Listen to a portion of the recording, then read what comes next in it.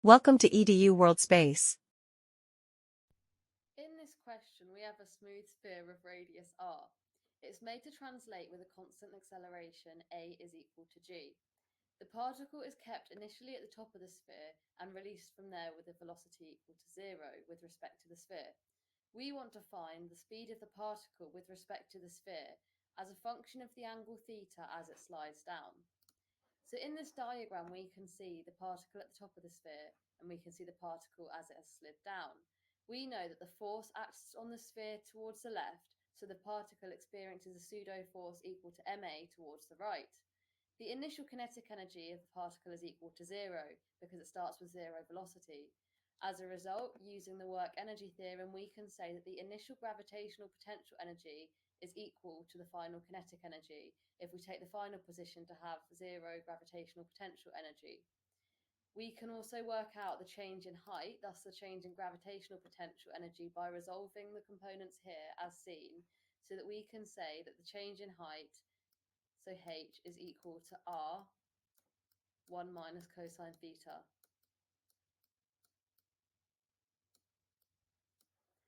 We also know that this distance between here is equal to r sine theta, as it's the opposite component to this angle.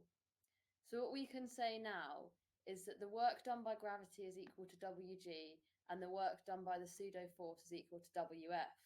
We've got this, and we know that this length here is r sine theta. So what we can say is that mg multiplied by the change in height, which gives us the gravitational potential energy and can be seen by this expression here, so times r 1 minus cosine theta. And because this acts in the same direction as the force, we can add the force, so ma, due to the fact that F is equal to ma, multiplied by the distance it travels in that direction, so r sine theta, and equate this to the final kinetic energy, which is equal to 1/2 mv squared. Now we have this expression, we can simply rearrange this and solve for the velocity. So the next step is to simply take these factors out and cancel it down so that we can get the next expression.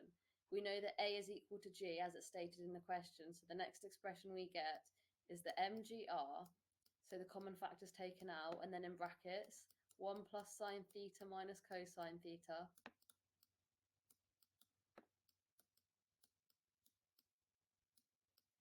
is equal to 1/2 mv squared. We can see here in this expression that the mass is a common term, so it can cancel out.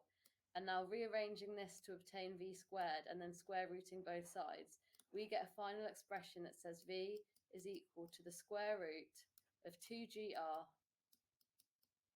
multiplied by 1 plus sine theta minus cosine theta. And that is our final expression for the velocity.